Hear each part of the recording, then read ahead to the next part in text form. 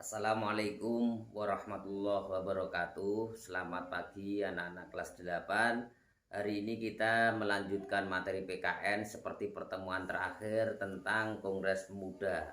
Nah, tetapi pertemuan hari ini kita akan menitik beratkan kepada komitmen kita sebagai kalangan pemuda, sebagai masyarakat dalam menjalankan nilai-nilai Sumpah Pemuda pada era setelah kemerdekaan. Sebelumnya kita review sebentar bahwa Sumpah Pemuda itu lahir melalui proses yang cukup panjang. Ada Kongres Pemuda 1, ada Kongres Pemuda 2, selang 2 tahun Kongres Pemuda 2 yang pada akhirnya melahirkan satu keputusan, melahirkan satu komitmen sebagai Sumpah Pemuda yang berisi 3 hal. Yang pertama adalah kami putra-putri Indonesia berbangsa satu bangsa Indonesia, kami putra-putri Indonesia bertumpah darah satu tanah air Indonesia, dan kami putra-putri Indonesia menjunjung tinggi bahasa persatuan yaitu bahasa Indonesia. Nah, komitmen yang bisa kita wujudkan dalam menjalankan nilai-nilai Sumpah Pemuda itu di era sekarang adalah salah satunya melalui wujud kerjasama, ya.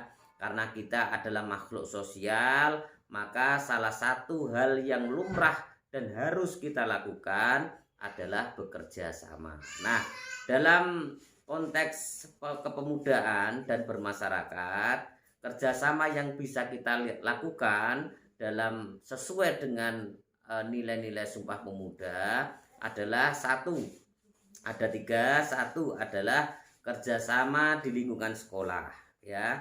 Bagaimana penjelasannya?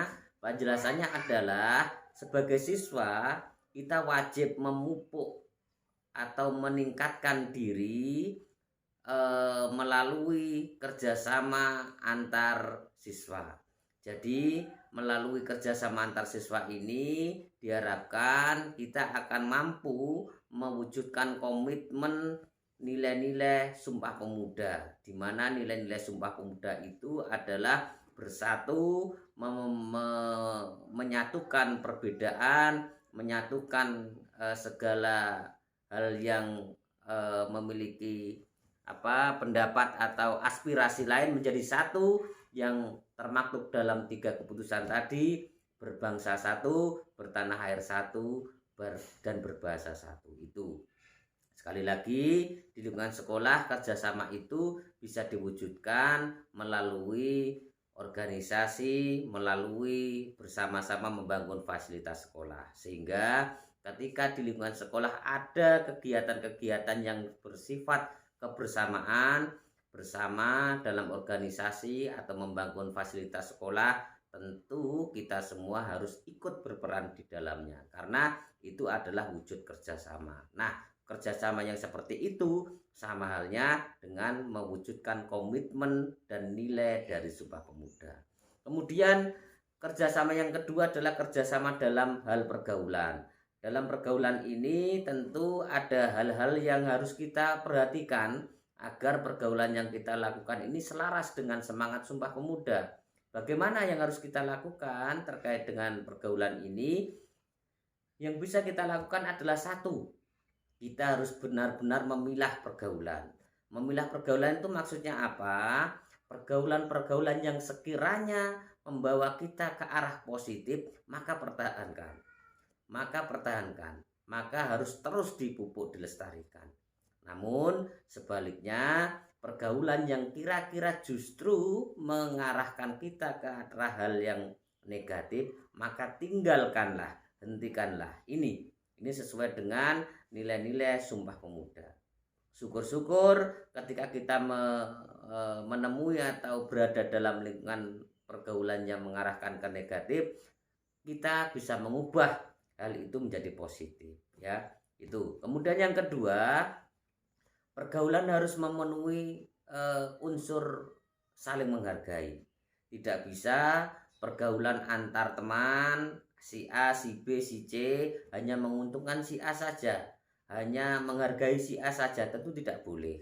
Harus punya kesepakatan saling menghargai, Saling menghargai dalam hal apa?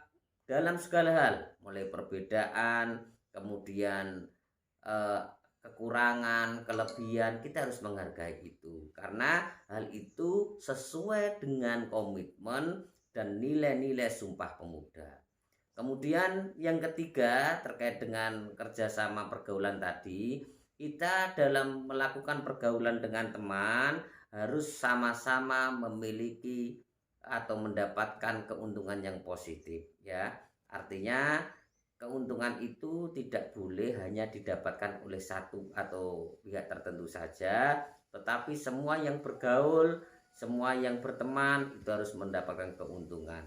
Keuntungan di sini bukan keuntungan dalam makna yang sederhana, hanya keuntungan materi bukan, tetapi adalah keuntungan dalam makna luas, mulai dari ilmu pengetahuan, kemudian sikap dan lain sebagainya. Itu ya, agar pergaulan yang kita lakukan sesuai atau selaras dengan nilai-nilai atau komitmen Sumpah Pemuda.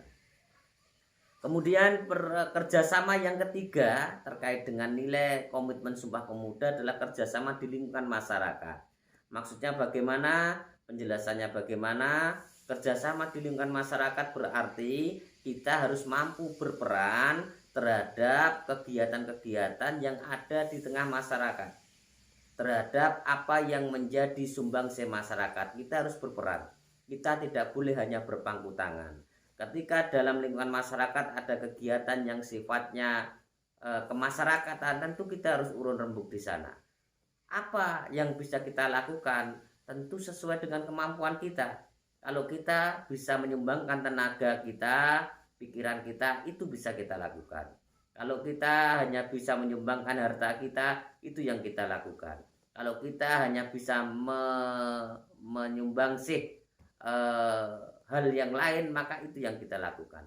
Yang terpenting adalah kita berperan, bekerja sama dalam lingkungan masyarakat, ya. Itu sesuai dengan komitmen dan nilai-nilai Sumpah Pemuda. Saya kira itu.